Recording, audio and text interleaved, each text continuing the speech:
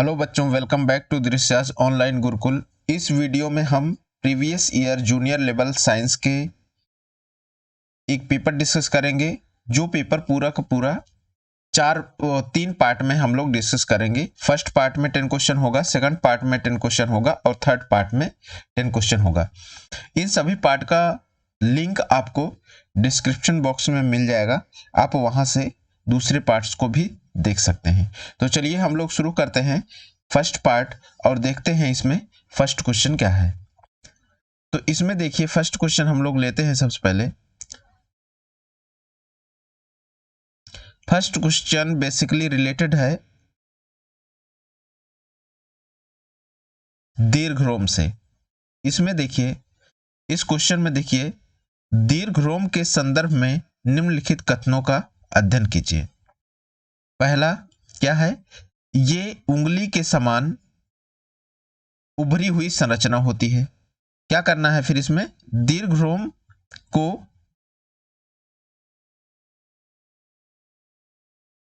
पाचित भोजन को अवशोषित करने के लिए योग्य बनाने वाले कथन हैं। ये हमको निकालना है कि इसमें सही स्टेटमेंट कौन से हैं। पहला क्या था, ये उंगली के समान उभरी हुई संरचना होती है, ये ट्रू है। दूसरा क्या है, इसकी छिद्र भित्तियां अत्यधिक पतली होती हैं, ये भी ठीक है, क्योंकि उसकी वॉल्स बहुत ज्यादा थिन होती हैं। तीसरा क्या है, इसमें महीन छिद्र होते हैं, जिससे भोजन आसानी से गुजर सकता है, ये सही नहीं है। और डी क्या है, इसमें सूक्ष्म रुधिर वाहिकाओं का जाल फैला रहता है जो इसके पृष्ठ के समीप होता है। तो इसमें जो सही आंसर है ए, बी और डी है। ए, बी और डी है। तो अगर इन्होंने ए लिख रखा है तो ये रॉन्ग है। इसमें एक्चुअली होना चाहिए ए, बी और डी। ये इसका करेक्ट आंसर होगा, ए, बी और डी। ठीक है, ये इसमें रॉन्ग लिख रखा है कि इसमें जो है बहुत हल्के छिद्र होते हैं जो जिनसे भोजन गुजरता है। ठीक है, यहाँ हम देख भी सकते हैं कि छोटी आंत में ये जो है दीर्घरोम कहाँ होता है, ये छोटी आंत में होता है। तो इसके देख लीजिए, आमाशय में संग्रहित भोजन आवश्यक प्रक्रियाओं से गुजरने के बाद छोटी आंत में चला जाता है। ठीक है, फिर क्या होता है, भोजन का अवशोषण सबसे पहले यहीं पर होता है, छोटी आंत में। ठीक, यह रक्त वाहिकाओं यहाँ जो है रक्त वाहिकाओं द्वारा भोजन को अवशोषित करने की प्रक्रिया है। प्रक्रिया होने के लिए छोटी आंत में उंगली जैसी संरचना होती है जिसे दीर्घरोम कहते हैं। उसकी पतली भित्तियां होती हैं, भित्तियां जो है पतली होती हैं और ज्यादातर रक्त कोशिकाओं के पतले वाहिकाओं से ढकी होती हैं। उसमें छोटी छोटी वेन्स होती हैं, यहाँ फिगर में भी देख सकते हैं। ये जो है जो वाल्स है उसकी बहुत पतली है और नेटवर्क है कैपिलरीज का। कैपिलरीज क्या होती है, रक्त केशिकाएं हैं, छोटी छोटी, बहुत छोटी छोटी रक्त की नलियां एक तरीके से आप कह लो, उससे जो है पूरे तरीके से ढकी होती है। यहाँ देख रहे हैं ये जो आपका है, ये रक्त केशिकाएं हैं जिससे वो कैपिलरी पूरी ढकी है। यह सतह का क्षेत्रफल बढ़ाता है और अत्यधिक अवशोषण को सुनिश्चित करता है। ये जो दीर्घरोम है ये इसीलिए है कि जो है उसका एरिया बढ़ जाए, क्षेत्रफल बढ़ जाए और ज़्यादा से ज़्यादा भोजन को अवशोषित किया जा सके, अच्छे से उसका अवशोषण किया जा सके। प्रत्येक दीर्घरोम की सतह के निकट पतली और छोटी रक्त वाहिकाओं का एक जाल होता है। ठीक है, तो ब्लड वेसल्स होती हैं, ये ब्लड वेसल्स आप देख रहे हैं, ये वाला ये है, और ये जो है रक्त केशिकाएं हैं छोटी छोटी, इसका एक जाल सा, नेटवर्क सा फैला हुआ है। ठीक है, तो इस तरीके से इसका जो आंसर होगा ए, बी और डी सही होगा। इससे जो है वो पास नहीं होता, आपका जो भोजन है वो पास नहीं होगा। ठीक है, तो इस तरीके से ये आपका आंसर हो गया। चलिए हम लोग बढ़ते हैं अगले क्वेश्चन की तरफ, देखते हैं नेक्स्ट क्वेश्चन क्या है।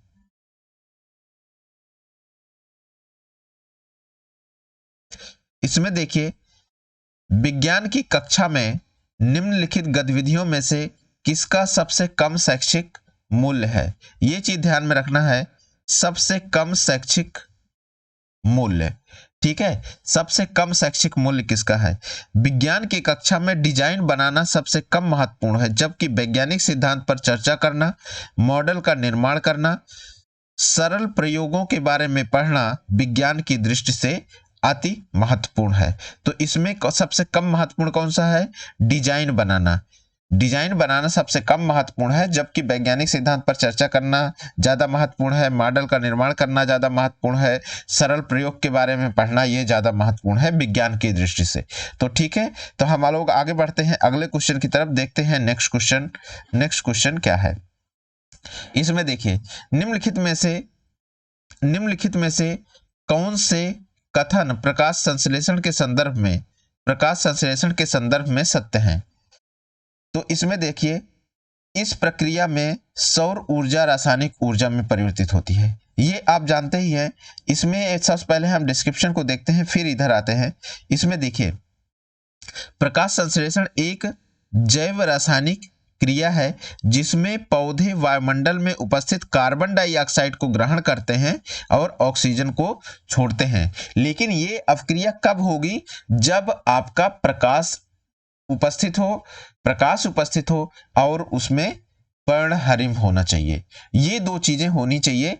तो वो क्या करेंगे, कार्बन डाइऑक्साइड और जल जो है प्रकाश और पर्णहरिम की उपस्थिति में क्रिया करके ये जो है ये अवक्रिया होगी जिसमें ऑक्सीजन मुक्त होगा। ठीक है, जिसमें ऑक्सीजन निकलेगा। अब हम लोग देखते हैं ऑप्शंस को देखते हैं, तब हमें समझ में आएगा कि कौन सा हमारा आंसर सही है। इसमें देखिए, इस प्रक्रिया में सौर ऊर्जा रासायनिक ऊर्जा में परिवर्तित हो जाती है, तो ये सत्य है, हमें सत्य ही ढूंढना है, सत्य है। दूसरा क्या है, प्रकाश संश्लेषण में कार्बन डाइऑक्साइड तथा जल का उपयोग होता है, कार्बन डाइऑक्साइड तथा जल का उपयोग किया जाता है, ये भी सही है।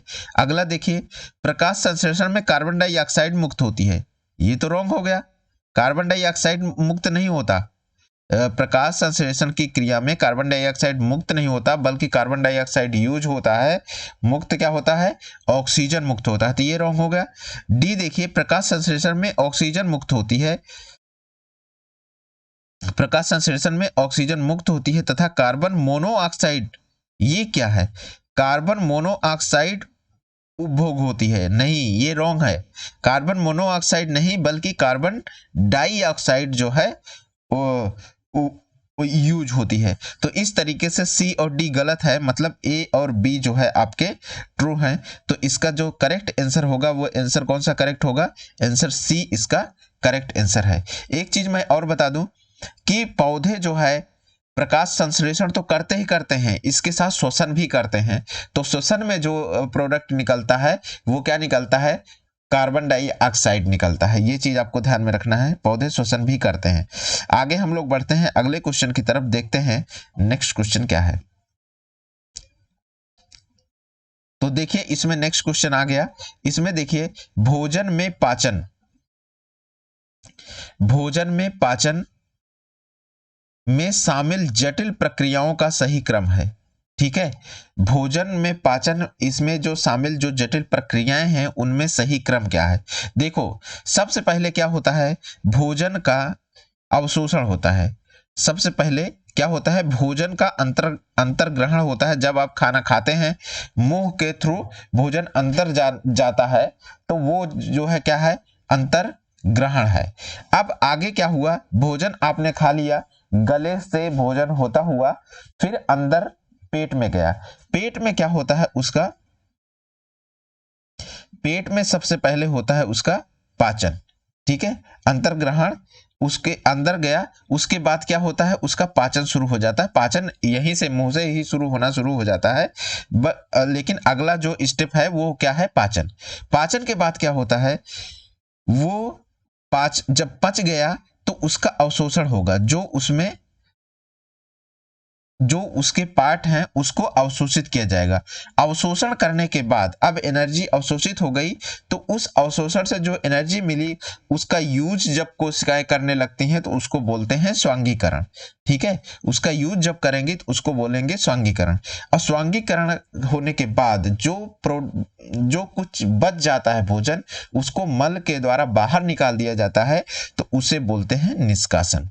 ठीक है, तो ये स्टेप है, ये स्टेप भोजन पाचन में जो प्रक्रिया है उसको फॉलो कर रहा है। तो सबसे पहले क्या होगा, अंतर्ग्रहण होगा, फिर होगा पाचन, फिर अवशोषण, फिर स्वांगीकरण, फिर जो है निष्कासन होगा। ठीक है, तो इस तरीके से आप समझ गए होंगे कि किस तरीके से स्टेप इसमें चलेगा।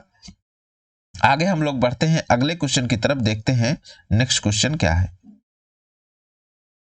हाँ, इस क्वेश्चन में देखिए, निम्नलिखित में से कौन सी एक मिश्रित योग्यता वाली कक्षा जिसमें विद्यार्थी संज्ञानात्मक विकास के विभिन्न चरणों के लिए सर्वाधिक उपयुक्त होगी। ठीक है, इसमें देखिए, निम्नलिखित में से कौन सी एक मिश्रित योग्यता वाली कक्षा जिसमें विद्यार्थी संज्ञानात्मक विकास के विभिन्न चरणों में है, लेकिन विभिन्न चरणों में है के लिए सर्वाधिक उपयुक्त होगी। इसमें देखिए सी ऑप्शन को अगर आप ध्यान से देखिए तो मूर्त वस्तुओं को शामिल करके हाथ से की जाने वाली गतिविधियों द्वारा अमूर्त संकल्पनाओं का सरणीकरण। ठीक है, तो इसमें देखिए एक मिश्रित योग्यता वाली कक्षा जिसमें विद्यार्थी संज्ञानात्मक विकास के विभिन्न चरणों में है, इसके लिए मूर्त वस्तुओं को शामिल करके हाथ से की जाने वाली गतिविधियों द्वारा अमूर्त संकल्पनाओं का सरणीकरण के लिए सर्वाधिक उपयुक्त है। तो ये जो ऑप्शन होगा वो ऑप्शन सी करेक्ट होगा, क्योंकि ये बेस्ट ऑप्शन है जिसमें जो है एक मिश्रित योग्यता वाली कक्षा जिसमें विद्यार्थी संज्ञानात्मक विकास के विभिन्न चरणों में है। ठीक है, क्योंकि इसमें मूर्त वस्तुओं को शामिल करके हाथ से की जाने वाली गतिविधियां, देखिए बच्चा अगर हाथ से गतिविधि कर रहा है तो वो सबसे बेस्ट है, उससे बेस्ट कोई दूसरा नहीं हो सकता। ठीक है, हम लोग आगे बढ़ते हैं अगले क्वेश्चन की तरफ, देखते हैं नेक्स्ट क्वेश्चन क्या है। तो चलिए नेक्स्ट क्वेश्चन की तरफ देखते हैं। अधिगम की जटिलता की प्रतिक्रिया के रूप में अधिगम की जटिलता की प्रतिक्रिया के रूप में निम्नलिखित में से कौन सी विधि के उपयोग की सलाह विज्ञान शिक्षकों को नहीं दी जानी चाहिए। ये चीज ध्यान दीजिए, विज्ञान शिक्षकों को नहीं दी जानी चाहिए। देखिए चलिए एक तरफ से हम लोग शुरू करते हैं। पहला क्या है, गूढ़ प्रक्रियाओं को समझने हेतु हस्तचलित सामग्री का प्रयोग। ये तो सही है, ये दी जा सकती है इस तरीके से। इसमें क्या ढूंढना है हमको, कौन सी विधि नहीं दी जानी चाहिए। शिक्षण के स्तर को अलग अलग विद्यार्थियों के स्तर से थोड़ा अधिक परंतु कक्षा के स्तर के सीमा के भीतर रखना चाहिए। ये भी सही है कि बच्चे की जितनी कैपेसिटी है उसी के हिसाब से रखना चाहिए, और जो है विद्यार्थी के स्तर से थोड़ा ज़्यादा रख सकते हैं बट कक्षा की जो सीमा है कि कक्षा 5 में बच्चा पढ़ रहा है तो उसके लिए एक फिक्स है कि इतनी कम्प्लेक्सिटी का क्वेश्चन होना चाहिए। तो इस तरीके से सीमा के भीतर ही सारी चीज़ें होनी चाहिए। अब अगला देखिए, जटिल संकल्पनाओं को आरंभ करते समय विद्यार्थियों के चिंतन को प्रोत्साहित करने के लिए केवल मुक्त उत्तर वाले प्रश्न पूछना। ये भी सही है। अगर जैसे कोई विद्यार्थी है, कोई जटिल संकल्पना को आप बताना चाहते हैं, कॉम्प्लेक्स कॉन्सेप्ट को आप बताना चाहते हैं, तो विद्यार्थियों को कुछ ऐसे क्वेश्चन करिए कि जिसका एक फिक्स आंसर ना हो, कि उसके कई सारे आंसर हो, ताकि बच्चे उस तरीके से उसको सोच सके। मुक्त उत्तर वाले प्रश्न को पूछना चाहिए ताकि अलग अलग बच्चा अलग अलग तरीके का उसका जवाब दे सके। अब तो इसका मतलब ये भी सही है। अब डी को देखिए, विद्यार्थियों के पूर्ववर्ती ज्ञान का पता लगाने हेतु पूर्व परीक्षण लेना, ये रॉन्ग है। विद्यार्थियों को आप टेस्ट नहीं करेंगे, इस तरीके से नहीं करेंगे कि पहले उनका टेस्ट लेंगे, कि पहले के ज्ञान का पता लगाएंगे। क्या है। ठीक है, तो ये रॉन्ग है। तो इसमें देखिए, अधिगम की जटिलता की प्रतिक्रिया के रूप में विज्ञान के शिक्षक को विद्यार्थी की पूर्ववर्ती ज्ञान का पता लगाने हेतु परीक्षण लेने की सलाह नहीं देनी चाहिए। ठीक है, तो इसका ऑप्शन जो सही है वो D is the correct answer. आगे हम लोग बढ़ते हैं अगले क्वेश्चन की तरफ, देखते हैं इस क्वेश्चन को। इसमें देखिए, वनों के संरक्षण के लिए एक सफल कार्य नीति आवश्यक है। इस कार्य नीति में शामिल होना चाहिए। इस कार्य नीति में क्या शामिल होना चाहिए? वनों के सभी भौतिक और जैविक संघटकों के संरक्षण के लिए व्यापक कार्यक्रम। तो इसका ऑप्शन कौन सा सही है? Option C is the correct answer. संरक्षण के अंतर्गत सभी प्रकार के प्राकृतिक संसाधनों के संरक्षण को सम्मिलित किया जाता है। अतः वनों के संरक्षण के लिए एक सफल कार्य नीति आवश्यक है, जिसमें वनों के सभी भौतिक एवं जैविक घटकों के संरक्षण के लिए व्यापक कार्यक्रम सम्मिलित हो। आगे हम लोग बढ़ते हैं अगले क्वेश्चन की तरफ, देखते हैं नेक्स्ट क्वेश्चन को। इसमें देखिए, शिक्षण की प्रोजेक्ट